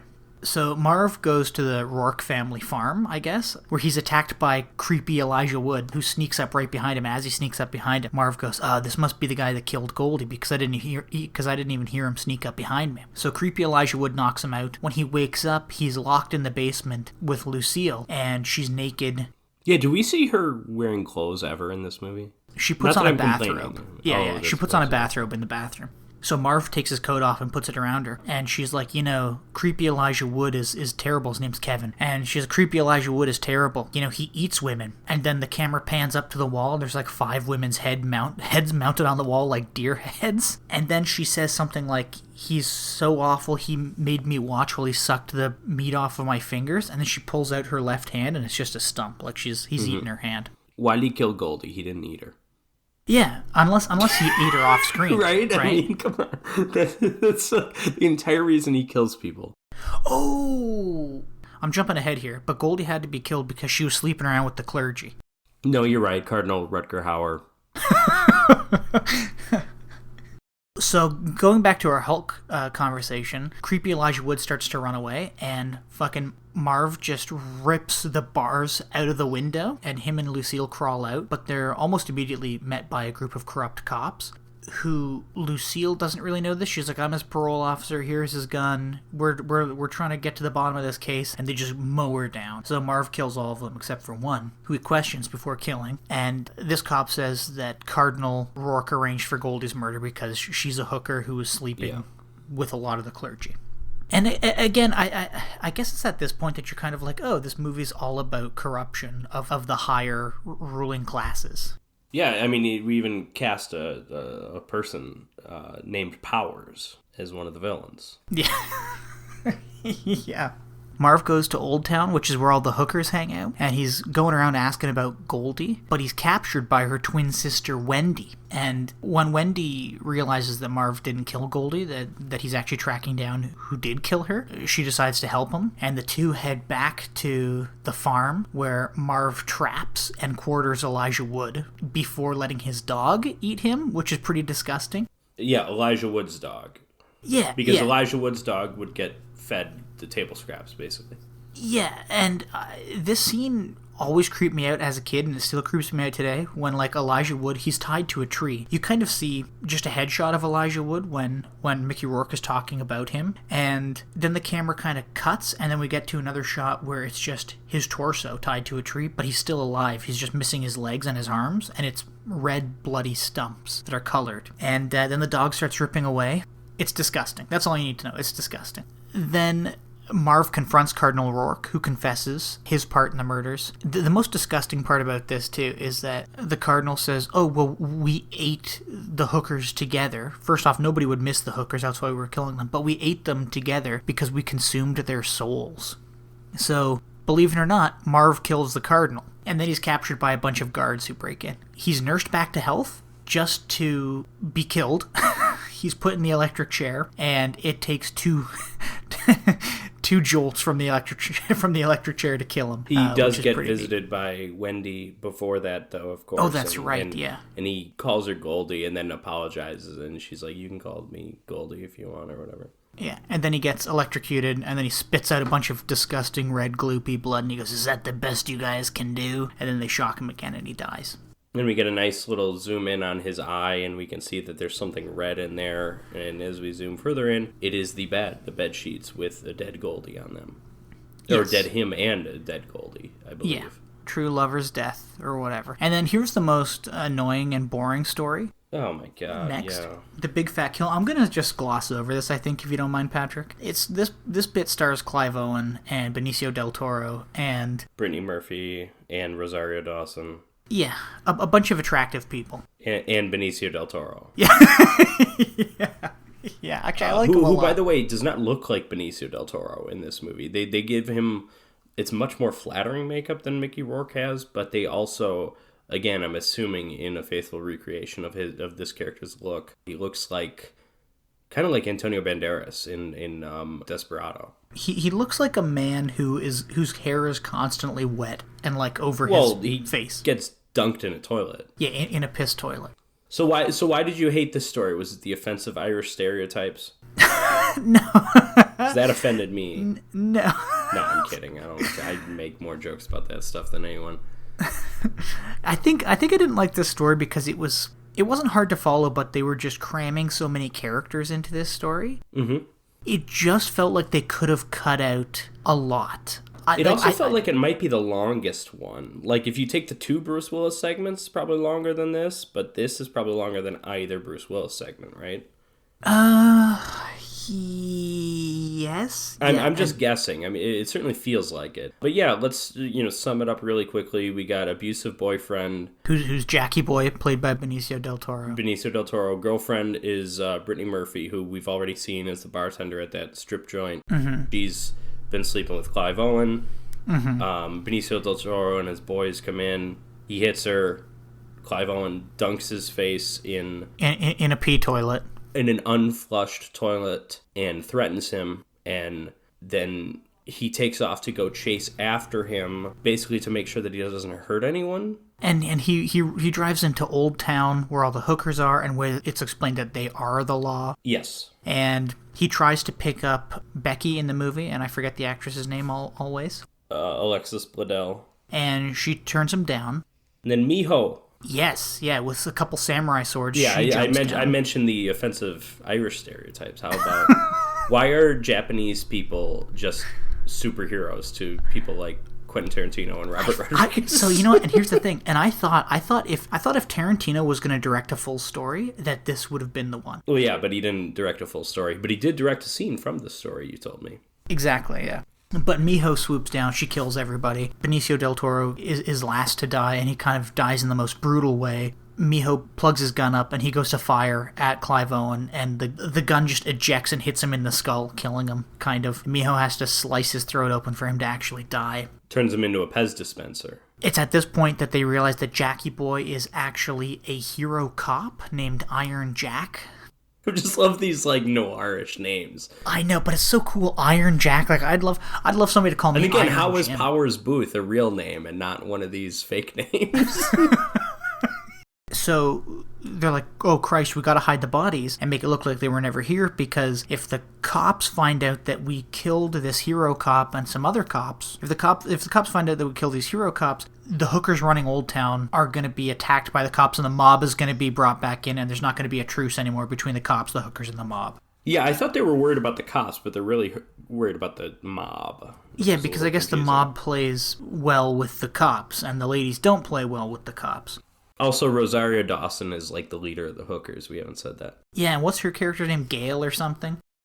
Clive Owen packs all these bodies in a car, starts driving them to some tar pits. He runs into a cop on the way there, but the cop's a good cop, and he goes, you got a tail light out. Just get it fixed later. And Clive Owen's like, great, thanks. But in the front seat with him is dead Benicio del Toro, and Clive Owen keeps hallucinating that he's talking to him. And eventually the car runs out of gas, and they gotta push it to the tar pits, and just as he's like a stone's throw from the tar pit, some Irish IRA guy pops up out of nowhere and shoots Clive Owen in the chest. And then the IRA are working for the mob, and they're here to collect Iron Jack's head to take it to the mob, who are then going to give it to the police and say, hey, look, these are what those dumb hookers did. But Clive Owen isn't actually dead. It was Jack's badge in his pocket that stopped a bullet. So he gets up and kills a bunch of IRA guys, but then an IRA guy throws a grenade and catapults the car and Clive Owen into the tar pits, and then they cut off Iron Jack's head and they run away with it, but then Miho shows up and saves Clive Owen from drowning. So then they get into a car with another hooker and chase all the IRA down, and they try to get the head, but then the cars crash, and then everybody starts shooting each other, and then one of the IRA guys, he jumps into the sewers, and he sets off an explosion, and lots of people are dead, and then Miho goes flying. Miho goes flying, and Clive Owen goes, I don't know if Miho's alive or dead, but I gotta go to these sewers to get this goddamn head. because I want these hookers to be hookers, and I want the cops to stay doing their cop things. Then he then he goes down to the sewers, and there's an angry IRA guy with scars on his face, and he's like, I don't use guns, I use explosives. And bang, and then an explosion goes off in the water. And then Clive Owens goes, I don't know what to do. And then Miho magically shows up behind IRA man and stabs him in the back. And then Clive Owens goes, he's gonna make her feel it, or she's gonna make him feel it. And then she twists the knife, and then they get the head. And then they go rescue Gail, Rosario Dawson, the head of the hookers, the hooker head. I mean, they've got Jack's head. They've got someone else's head. Yeah, so then Jackie Boy's head. They go to rescue Rosario Dawson from Michael Clark Duncan. And he's got a golden eye, and yes, but not like James Bond. But he's got a golden eye, but not like James Bond. He's just in this movie. Becky, she's a turncoat. She's a bad bitch, and by bad bitch, I don't mean she's cool. I mean she's a bad hooker. She sold out all the other hookers because her mom is sick or something like that. I don't know. So then Clive Owens, he's got the head, and he's like, I'll trade you the head for Miss Dawson there. And they're like, okay. And he throws him the head. And then dumb Becky, she goes, it was there duct tape over the mouth. That shouldn't be like that. And then Clive Owens goes, you're right, you dumb cunts. And then he blows up the head, killing a couple guys. But then a bunch of hookers show up on the rooftops. And then they just kill the whole mob. This was the moment I realized I hated this episode, when it's just shots of the hookers with machine guns on top of the roof shooting. I'm like, this is dumb. Yeah. This is so dumb. Yeah, but that's the whole story. That one's done. It's dumb. And let's move on. So then you have the Yellow Bastard Part 2, which is great. It's more literal this time around. Exactly. I don't know why that made me laugh so hard. It is, yeah. We catch up to Hardigan. He's not actually dead. He's just laying in a hospital bed, and he's being fixed up. But when he wakes up, Senator Rourke, the big bad Senator Rourke, whose family's causing all this mischief. Booth. Great fucking name. The bad guy from Sudden Death, one of the greatest films ever. Also, probably it's either him or McShane were my favorite actors on Deadwood, but he's fantastic on that show. Oh, that's where I've seen him. Yes, okay. Yeah, he's great. Coolest fucking name, too. Yeah, well, he's playing Senator Rourke, again, whose family's causing all this mischief all over. Although they mentioned Cardinal's really the ringleader. They said something like he had the power, he could have been president, but he went on to be a cardinal. He even made his dumb brother a senator or something. So, like, Powers Booth is probably an idiot. Yeah. Powers Booth's son, of course, is Junior, who's even dumber. And now Yellow, but we'll get to that in a second. So the senator's at the By the way, this is I've seen two films involving Nick Stahl. This and Terminator 3. In both films, he is neutered, either chemically or physically, because famously in Terminator 3, when he's trying to take medicine, Claire Danes informs him that he's taken pills that chemically neuter dogs. And then here he gets neutered twice. He does, yeah. Yeah, well, the senator is talking to Hardigan, and he goes, hey, 'cause of you, my son is dickless and brain dead. And I'm spending as much money as I possibly can to heal you up and repair your heart so that I can frame you for raping Nancy. And you'll spend years and years and years in jail, perfectly healthy. Also, to be fair, I don't think Nancy was raped. No, she wasn't. Yeah, well, there's a line which is kind of odd, hearing an 11-year-old girl say this. In order for him to get it up, I guess. Yeah, well, also in this movie, this next scene, Bruce Willis is talking to Nancy, and he's like, I'm going to go to prison, they're going to frame me for raping you. And she's like, no, I'm still a virgin. I can prove it. I'll tell them that you're safe. And he goes, no, I'm just going to go to prison, don't you worry. That relationship arguably gets creepier. It does, yeah. Not arguably, it does get creepier. Well, it's arguable because at least she's of age later. Yes. Yeah. Yeah, you don't see a lot of love stories between a daughter figure and her father figure in films. Ew. Hardigan's thrown into prison, and 8 years pass, and Nancy said she was going to write letters to him, like, all the time. And she does. Over the course of 8 years, she writes regular letters to him. And she uses the name Cordelia, yes. The King Lear character, the daughter who is banished from seeing her father. And again, it's weird that it becomes romantic, because we're setting it up as father-daughter, and then it takes a hard turn. Yeah. One day in prison, he just stops getting letters from Nancy, and he's trying to figure out why, and then he looks up in his cell, and he sees this disgusting, like, malformed yellow man who stinks of, like, I don't know, he just says he just stinks, and the yellow man punches him in the face and knocks him out, and when he wakes up, there's one of Nancy's envelopes on the floor of his cell, but with a severed finger inside. to get out. I guess Hardigan's parole hearing is coming up or something. He finally confesses to everything, and somehow that gets him released. Yeah, they let him out. So he's out on parole, and he's taken by Michael Madsen to Nancy's house, where it's been like ransacked and stuff, and he doesn't find her there. But he finds a matchbook of Katie's Bar, which is the strip joint that has been in like 3 different stories now, and he finds her on stage. I must say this was kind of ruined because there were references to a Nancy stripper. We even briefly saw her. I mean, we saw this is Jessica Alba. We didn't necessarily... Yeah. If you could just show Jessica Alba, not say her character's name is Nancy, and we wouldn't put it together, but they already named her Nancy. Yeah, in Mickey Rourke's story, right? Yeah, exactly, yeah. Yeah, so when Hartigan gets there, he finds her on stage, but he looks to his right, and the yellow goblin fella is It looks in like the a club Ferengi. too. He does, yeah, except without the head stuff, but he does have like a bloated without the earlobes, but yeah. Yeah, that's great. I was trying to, Patrick, you fucking nailed it. I was trying to figure out what he reminded me of, and you're right. Yeah, he's a Ferengi. He's a yellow Ferengi. So Hartigan, he tries to leave the club without Nancy noticing because he's like, oh my god, I've brought danger here, and I haven't realized. I'm going to leave and hope she doesn't notice me. But then she dives off the stage and just plants the biggest kiss on his lips. And she says, I'm so glad you're here. And he's like, shut up. You're in danger. Let's leave now. Let's start driving. I waited for you all these years. And it's like, no, wasn't he a father figure? Exactly. Yeah, she's like 19 now, and Bruce Willis is supposed to be like 60. He was almost 68 years ago, so I think he's like 66, 67 now, because the line is, take it easy, you're almost 60 and you got a bum ticker, or something like that. That's like the line. Yeah, so he's like mid-60s now at least. Ugh. Anyways, so they get in her car, they start driving away in like a cool like 50s station wagon, but then behind them is like this 30s coupe speeding up, and then his lights turn on, and it's this yellow goblin fella. He pulls out his gun and starts just like, he's firing wildly into the back of the car, but Hartigan calmly leans out of the side of the car while Nancy's driving, and he fires one shot, and it hits the yellow fella in the neck, causing him to crash his car. So Hartigan and Nancy go to the crash to find the body, but they can't find the body anywhere. So the two drive to a motel room, they rent a room, and as Hartigan's giving this narration, he's like, we just couldn't get the stink off of us for some reason. Well, turns out the goblin fella's in the back of the station wagon. Mr. Goblin, it turns out, I think this is the scene where we learn Please, Mr. Goblin was my father. Oh! So before we learn this, which just call him the yellow bastard. That's you're right. You're right. The yellow bastard. Well, before we learn what I'm about to say, is the yellow bastard is Junior.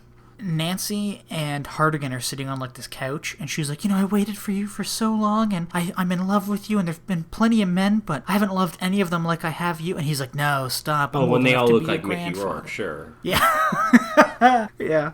But he's like, stop, I'm old enough to be your grandfather. Then they start making out a bit, and then he's like, okay, no, that's enough. I'm going to go have a shower. He gave it a second shot, but then he's like, nah, I'm good. Yeah, and he's like, I can't do this. This is disgusting. So he goes and hops in the shower, and he gets interrupted, and he thinks it's Nancy, but he's actually attacked by Junior. And when he wakes up, he's hanging from the ceiling, and Nancy's being like sedated with some gross yellow sludge liquid, and Junior is like, do you recognize my voice? And Hartigan's like, yeah, you're Junior. And he goes, yeah. And I think at some point after this, it's mentioned that like, because he lost his balls and presumably his penis, Senator Rourke paid X amount of money to have like his balls and penis medically like regrown, but the side effects of having that done were turning him yellow and into a fucking monster that stinks and has stinky blood. He could have just said he had an alcohol issue and he's just got jaundice. I don't know. I know. Yeah. This is what Richard Burton looked like late in his life. Oh. Oh, yeah, I can kind of see it. So anyway, so Junior takes off with Nancy back to the family farm where crazy Elijah Wood was hanging out for a while. Yeah, we see Elijah Wood for like 2 seconds.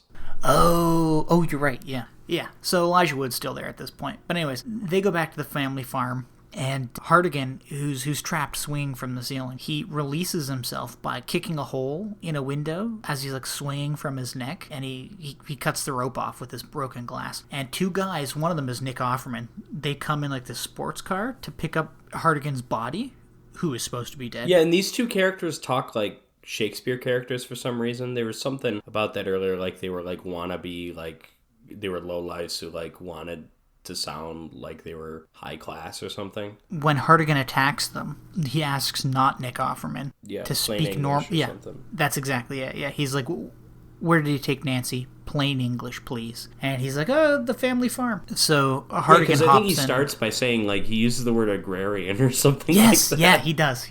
It's like, why did the characters talk like that? I don't get it. That's got to be something from the comics, I guess. Yeah, I guess so. But Hartigan steals their weapons and their car, and when he arrives at the farm, he hears Junior whipping Nancy. He kills like a cop or a guard at some point, but he hears Junior harming Nancy, and as he heads inside, he gets shot in the shoulder by one of these crooked cops, and then he turns around and shoots these two cops that were walking up on him.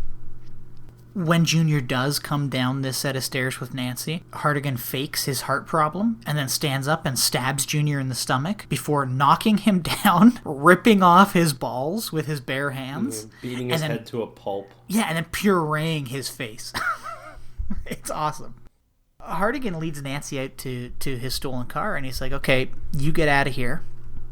She goes, aren't you coming? And he's like, yeah, I will, but I'm going to wait here for the cops because I'm going to clear my name and I'm going to bring down Senator Rourke. And Nancy drives away. Then Bruce Willis kind of starts explaining to the audience. He's like, well, there's no way that the Senator Rourke's going to come down. No prosecutor would ever go near him. The only way to protect Nancy is to kill myself because Rourke is going to try to get to me through Nancy. Then we see Bruce Willis in silhouette. He lifts a revolver to his head and shoots himself, killing him. And that's the end of that story. So the movie actually ends with The Customer's Always Right Part 2, where we see the salesman again. And again, I guess he's some kind of a hitman fella. And we see Becky. She's in the hospital. She's leaving. She's on the phone talking to her mom. And she gets into this elevator where the salesman is dressed as a doctor or a surgeon. And as she's on the phone with her mom, I think he calls her Becky. Yes. And then he offers her a cigarette. And then she hangs up with her mom, and that's it. So presumably he kills Becky, and she deserves that death because she's a bad whore. A bad whore. And that's the end. Hey, I can't say that. I don't know what she charged. Yeah. But yeah, so that's the end of Sin City. Patrick, my friend, what did you think? I liked the movie, but I couldn't help but feel that each story was kind of dumb. I liked the visual style for the most part. I liked the storytelling. But it's like, let's focus on the Marv story, which you and I both have said is the best one. What's the name of that, just to get it properly? The Hard Goodbye. The Hard Goodbye is the best story, and yet it's like all this intrigue. Okay, I'm being framed. They've got the silent killer. I got to figure out why he did this, who he is. Oh, it's just a cannibal. That's it. It's just a cannibal who doesn't make a sound. And has Black Panther finger claws. Yeah. Like, that's, like, you have this, like, fun character in Marv, and you have all this intrigue, and then it just, like, it doesn't add to anything. Actually intrigue. Like, the story gets dumb as it goes along. The Yellow Bastard stories, like, talking about them together, starts very promising. I really like that Bruce Willis stuff. Bruce Willis nails that noirish tone so well. He's got a great look for it, too. And then, he's doing all that stuff, and okay, it's a cop who's betrayed by a corrupt cop. He saves the girl's life. 8 years later, still tries to save the girl's life. A little weird that she's now in love with him, even though he's basically a father figure. But it's just like, it's just, again, it's the same character comes back and tries to rape her again. It's like, can we get something better here? I assume they're directly taken from the graphic novels, but when you have those stories, which are the strongest stories, but they're not great stories when you boil down to it, and then like when you get to the other ones, Customer's Always Right really doesn't add anything. It's just kind of bookends. The real weak point, of course, is the Clive Owen one. The big fat kill. Clive Owen, the least compelling lead actor. When we're comparing him to Mickey Rourke and Bruce Willis. And Well, his story is then just this whole, complicated, convoluted. Town run by section of town run by prostitutes. Like, okay, there's a prostitute versus a gang. It's like, what is this? This is dumb. We got IRA people, and even his backstory. We have a Japanese character, so of course she's a martial arts expert who throws swastika ninja stars. Yes, that was worth noting. You just need to see her eating pasta to really encompass the entirety of the Axis powers. And that story was very stupid. And it was too long. It was too long. It felt way too long. I liked the stuff early on. I liked the stuff with Brittany Murphy. Yeah. That's the thing, is like we have these noirish stories and then they take fantastical turns. And again, this has come up all the time. I don't really like fantasy as a genre for the most part. I like it even less when we're introduced to a world that's not super fantastical and then it's like the fantasy just kind of comes out of nowhere. I mean, yes, there is an aura of fantasy just because of the look. But, okay, when Clive Owen just jumps out the window, it's like, okay, I guess we're just doing this now. And then I can accept a little bit of the Mickey Rourke stuff. Well, because he looks like a rock. Yeah, you know what I mean? He looks like the Thing. But you're right. But then it's just like, it's when we get to the Elijah Wood cannibal, and it's like, okay, this is silly, and it's strange, and it's, again, I love the visuals. I really do. I think the visuals are strong. I think a lot of the performances are really good. But this film mixes noir and comic book silliness in a way that I don't really like. I totally understand what you're saying. And going back to something I said earlier, you either like or do not like this movie for the style. Same with like anime. Most people don't like it because they say, I don't like the style. I don't like that look. I think I find it pretty easy to just go with the flow with a very outlandish story or outlandish aspects to these rather grounded stories. And so then when it comes to a movie like Sin City, I don't mind just going with it. I don't mind going with it in certain areas. I don't mind going with it in... This is a fantasy world. This is Gotham City. Every cop is corrupt. This is a fantasy world where there's a part of the town that's just run by prostitutes. I'm okay with like that stuff. It's when we get yellow goblins around, and when we get cannibals. See, the cannibal thing didn't bother me. It was just like a quirk. The yellow goblin didn't bother me. It was just a thing. Oh, it's a thing. All right, yeah.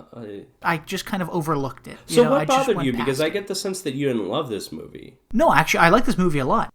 No, I knew you liked it, but like you're not singing its praises. Because I think it's kind of a hard movie to do that with, because I think it is a polarizing movie. Like, because I could say I liked the art style a lot. Yeah. I think the acting by most people was fantastic. Everyone but Clive Owen, exactly. I'm tempted to say. No, I totally agree. But how do you sell this movie to people who aren't willing to just go with the flow? Like, I'm thinking of people like my father, who can't even sit through fucking Die Hard without being like, vents aren't supposed to be that big. A person couldn't crawl through vents like that. That's okay. You know what I mean? That's okay. I understand. Good point. We need Jessica Alba stripping earlier in the film. That gets your father on board, guarantee it. Yeah, 100%. But also, too, I think, like, there are aspects in this movie that I wasn't necessarily turned off by, but I know some people probably wouldn't be a big fan of. Again, and it's that kind of comic booky, stylistic way to show things. Like, and again, I'm picturing Mickey Rourke grinding that guy's face into the ground out of the car, you know, with his legs flying up behind him. Yeah, like, it just looks silly. The most comic book looking image from the film, probably. Yeah. Other than maybe Elijah Wood's eyes. But I think the thing that would turn most people off from this movie is Clive Owen's story, The Big Fat Kill. Because all the other stories, they don't have that many characters in it. You can kind of follow, like, you can follow along. You can look away from the screen for 2 minutes and come back into it and know where you've left off and understand what's happening. Whereas with The Big Fat Kill, you go from woman's apartment to part of town run by hookers to dead cop into tar pit to IRA. IRA was where mob. It lost me. Yeah. And then Japanese samurai person who's throwing Hitler ninja stars. And somebody who has a swastika tattooed on his forehead who works for the mob for some reason. And then a golden eye. Yeah. There's just a dumbness to the story boils down to a bunch of hookers firing machine guns at people. There's just such a stupidity there. And it's this, like, I haven't even seen the movie, but I'll refer to, it's related because it's Robert Rodriguez, but Planet Terror, with Rose McGowan with the gun on her leg or whatever, and it's just like, oh, hot girls with guns are cool, and it's like, yeah, if you're 9, there's this like juvenile like, oh, girls with guns are cool, like hookers in the, like, listen, we all love the femme fatale character. Do they all have to be hookers? But they all have to have big tits and long hair, and it just happens that lots of hookers have big tits and long hair, and it is weird. Listen, it's based on a bunch of graphic novels that are, more adult-oriented graphic novels than a lot of the stuff out there, but it's still like this, there's this juvenile attitude, and as much as I am serious when these directors know how to shoot women, they don't know how to write women necessarily, and it's the script, it's the stories that just lose me. They start promising and devolve into wonky kind of and I think the reason things.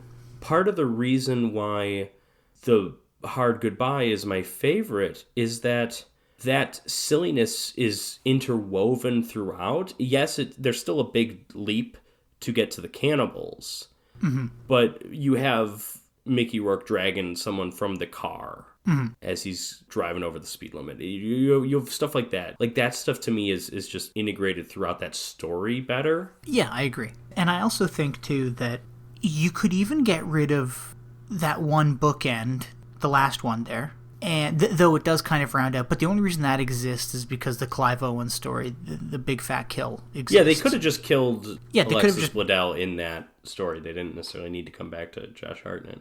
Exactly, but I think this movie benefits from that opening with Josh Hartnett, because you see that Sin City title card come up right away, and you are introduced to this neo-noir world through that first little opening. You get those pops of color with her green eyes and the red dress, and you get that kind of abrupt end to this story with Josh Hartnett surprisingly killing this woman, and then you get directly into the Bruce Willis story. So if you had that Yellow Bastard Part 1, The Hard Goodbye, and that Yellow Bastard Part 2, I think this would be a much better movie. Also, you'd take out half an hour of running time, because this movie's 2 hours long. It's a little too long, and it's all because of this goddamn Clive Owen story, which just goes off the fucking rails and doesn't really connect to anything else in this movie. Yeah, but how much? I mean, the other stories only loosely connect. We see Elijah Wood for a whole 2 seconds in that Yellow Bastard Part 2, I guess there's Nancy. Nancy is in the background of The Hard Goodbye. Yeah, but also those ones are more directly dealing with the Rourke family. That's true. That's true. Where you have the cardinal, the senator, the son, whereas the Big Fat Kill isn't dealing with any of them directly. That's a fair point. And again, I really do like this movie. I've seen it a fair few times, and I think I like it a bit more every time I watch it, but I can say without a doubt that I dislike Clive Owen and his story more every time I watch this movie. Interesting. Just because it feels so drawn out and confusing. Well, it's funny too, because I this is only the second time I had seen it. I remember thinking rather positively about it the first time I saw it, and when I came back to it for this podcast, I remembered Bruce Willis. I remembered Mickey Rourke. I remember Jessica Alba. I mean, who could forget? I did not remember Clive Owen. I guess I remembered Rosario Dawson, maybe, but I didn't remember a damn thing about that story, and I see why. It's not a strong one. No, the only unforgettable aspect in that story is the way that Benicio del Toro dies. Okay. Because I remembered that he was in that story, and that's always one of the parts of this movie that sticks out to me, is the way he dies and just how brutal that is, getting in the end, the blunt end of a gun. Well, I guess all ends are blunt, but the end of a gun getting lodged in your forehead and not dying immediately. Disgusting. But Clive Owen is very forgettable. And this goes back to something you were saying. It's a very 2005 movie with a lot of 2005 names. I'm certain this isn't, but is this the role that lost him James Bond? Oh. Casino Royale comes out next year. Clive Owen was the odds-on favorite to inherit the James Bond role from Pierce Brosnan. Yeah, because you know what? They cast Daniel Craig, and there was minor outrage. I remember there was a news story that my friend showed me. It said, "Die Another Day," DYE, because Daniel Craig's blonde. Like, Daniel Craig was not a super well-known... He was in Lara Croft. He's in Road to Perdition. That was like... He wasn't... Like, and The Golden Compass? Actor. That was later, I think. Oh, okay. And then he was also in Layer Cake, which was, I believe, earlier, which is a really good movie. But I think we're both grateful that we got Craig instead of Owen. Not that Owen would have been bad, but I think... No, and I'm also wondering if it's maybe the American accent that was making this a little more I do wonder difficult. about that. Yeah, why did he... No one would have minded if he did the British accent. They could have just let him do that. Yeah, and I think maybe it's because of him doing an American accent.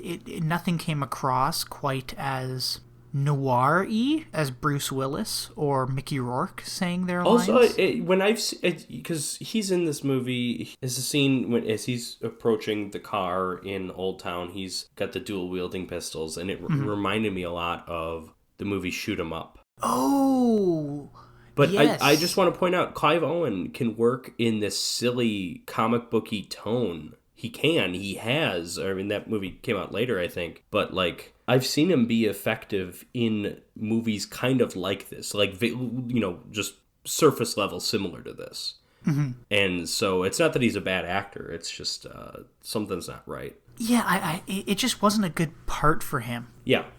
I don't know, and I don't know if any part in this movie would have been a good part for him. I don't think he suits that strong, silent, yet monologue-y person that Bruce Willis does. And like Bruce Willis, and again, well, in the monologues specifically, the narration specifically, him delivering that in a different accent than his native accent is... Yeah, it must have been difficult for him. Weird. And I'm not a professional actor by any means, but like, if you give me lines, I can deliver them in a British accent. If I'm just like, acting, I could do the to be or not to be speech. I still have most of that memorized from high school. I could do that in an accent. If you have me just narrating, obviously the lines are written, but it would just be different. It would just be weird. And if it's obviously certain dialogue sounds better in different accents than that accent needs to come from again, I don't even know what it is. It sounds great coming from Bruce Willis. It sounds bad coming from Michael Madsen. It sounds bad if it's spoken by someone who's consumed nothing but cigarettes and cocaine for the last 35 years. Yeah. It sounds good if it's Bruce Willis. It sounds good if it's Mickey Rourke. Maybe it sounds good if you've been in a motorcycle accident that almost killed you. I don't know what it is. I'm wondering. People in this. Listen, Elijah Wood would have been bad with these lines too, but he doesn't say anything. Yeah, he would have been. Yeah, I can't imagine Elijah Wood giving noirish narration dialogue. I can't imagine him with that. Powers Booth, sure. Yeah, Powers Booth can do anything because of that fucking name. I'm wondering if we went back and listened to Clive Owen's, to his lines, I'm wondering if we went back and listened to them, would it sound flat? And again, if it's because of the accent, I can understand, but he almost sounded emotionless. He's a professional actor. It's got to be more than that, because but it almost sounded emotionless, right? Where Bruce Willis's lines, he had weight behind those lines. And even Mickey Rourke. There's the hard-boiled stoicism, but there's still feeling there. There's an old man for... An old man dies, a little girl lives. Fair trade-off. Like there's weight to everything he's saying. He does that stoicism, but he still puts a layer of emotion there. I would say the same for Mickey Rourke. Yeah, Clive Owen, it's just the stoicism. Yeah, there is nothing behind those lines. It's like when you meet. It's like when you're talking to a friend and. Don't have any, but go on. It's like when you're talking to a friend and. You tell them a joke that they don't find that funny, and they laugh, but you can see that they're not laughing in their eyes. You know what I mean? Yeah, I'm just thinking the amount of jokes of yours that I've laughed at. Oh, fuck. See me. Fuck you. No, that's perfectly fair. And listen, am I going to be a little bit more critical on actors, having just a week ago seen Sir Kenneth Branagh in King Lear on stage? Yes. Kenneth Branagh's not coming through that door, ladies and gentlemen. We've got Clive Owen. What are we going to do? I don't know. Got a lot of attractive women here. They're acting. Jessica Alba, I've never thought of Jessica Alba as a great actress, but she's perfectly fine in this film. Yeah. She's good. Yeah. We were talking about how creepy that love story is, but you can look at it from the perspective of she's a traumatized person. She has no one in this world but him. You would hope she doesn't look at that in a romantic way, but she does, because she doesn't have a father figure to say, no, this is wrong. Yeah. All in all, I think this is a really good movie. I'm not going to call it one of my favorites. I'm not going to call it a great movie, but it's a good movie that I enjoyed. And if it wasn't for Clive Owen and his story, I would probably like this a little more. But unfortunately, we can't change that, even though I wish we could. There is an extended cut if you want to see more Clive Owen, I guess. I don't know. No, thank you. I'm over it, dude. I wonder if in the extended cut, Nick Stahl's balls get ripped off a third time. That'd be pretty funny. I'd watch that. I think that's the only thing that's added for the extended cut. It just happens again. They reconstruct him. For a third time. They get Lee Majors in there to reconstruct him. And, I don't know. But yeah, so Jim, which of these two films, Escape from New York or Sin City, do you prefer? It might be an unpopular opinion, but I'd have to go with Sin City. Just because it's stylistically pleasing. Things are happening. I like the stories. I like the characters. I like the noirness, the noir aspects to it. I love the artistic use of color throughout these stories. And to compare it to a movie like Escape from New York, it's kind of a shame, because if we were doing like a shitty movie, I'd be like, oh, Escape from New York. But it's just kind of a boring movie. And even though I enjoy it, and I really love Kurt Russell, and I really love John Carpenter. He's the best. Yeah. Lee Van Cleef is the best. Of course. Yeah, Tom Atkins is the best. Yeah, and Lee Van Cleef has a cool little earring. There. And I think that's cool, too. Adrienne Barbeau's cleavage is the best. You know? Oh, absolutely. Except for Carla Gugino. Yeah, oh, she's gorgeous. Just drop dead gorgeous. But compared to Sin City, it's a very slow... It is. Boring movie, unfortunately.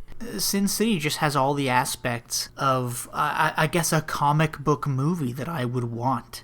It is very much like anime, and as we have learned from 100 episodes, I assume, roughly, I like anime. Yeah, we're right about there, yeah. So that's about it. So how about you, Patrick? Which one do you like more? It's pretty close for me, but I am going Escape from New York. It was very close to me. Mm-hmm. I had only seen each film once before. I was going into this expecting to pick Sin City. Yes. I was expecting to pick Sin City. Sin City was actually the first one I saw. I did the reverse order, double feature, and I saw Sin City, and I'm like, it's not quite as good as I remembered it. And then I saw Escape from New York, and it's like, it's about as good as I remember it. And it's like, it's close. I'll take Escape from New York. I think it boils down to, I didn't like the direction that the stories in Sin City went. And I understand there's a prior source material it's dealing with. It's a source material, quite frankly, that's not for me. And as for the story in Escape from New York, it goes where I want it to go. I think they get the most out of that story. I did not feel the same way about Sin City. I hesitate to say Escape from New York has heart, but I have a protagonist that entire movie that I'm intrigued to watch do his thing, Snake Plissken. We get obviously different protagonists in Sin City. I'm intrigued to watch two of them. And then there is Clive Owen dragging the movie down. But like even the ones I am intrigued to watch, I think we get some heart. We get some ticker from the Bruce Willis stories. We don't get a lot of heart from the Mickey Rourke ones, which isn't a complaint. But yeah, I guess it's just the one protagonist all the way through that I love watching, as opposed to 2 out of the 3 protagonists that I like watching, if I had to boil it down to like one reason. I don't dislike Escape from New York. I think it's a fine movie. And you actually said this earlier, and I forget how you said it. You said it lived up to your expectations. How did you phrase it, Patrick? You said something like, it executed what was expected of it or something? It executes its premise. Yeah, you said it executes its premise well. And it does. It does not exceed its premise. It does not... The film is somewhat carried by its premise. This silly, stupid, but also awesome premise. That's what the entire movie is. And it really, it's the character and the premise and the world. It's like, those are kind of the only things that matter.